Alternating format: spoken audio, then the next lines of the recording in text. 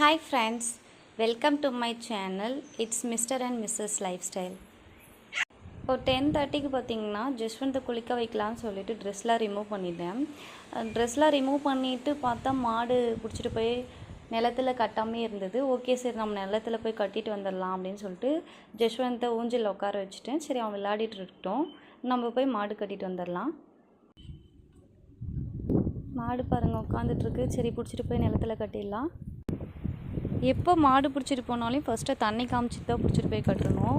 ஃபஸ்ட்டே நீங்கள் அதை பழகி விட்டுட்டீங்க அப்படின்னா மாடு ஃபஸ்ட்டு எப்போவுமே தண்ணி குடிச்சிட்டு தான் அப்புறம் நிலத்துக்கு போக ஆரம்பிக்கும். ஏன்னா அது மேயும் போது அதுக்கு தண்ணி தாக்கம் எடுக்கலாம் இல்லையா, அதனால் ஃபஸ்ட்டே தண்ணி காட்டிட்டு பிடிச்சிட்டு போய் கட்டிடணும். இது பார்த்திங்கன்னா கேழ்வரகு அறுத்து விட்ட தாள் தான். சரி இதிலே சாப்பிடும் அப்படின்னு சொல்லிட்டு இங்கேயே கட்டுறேன். இருக்கு பாருங்கள்.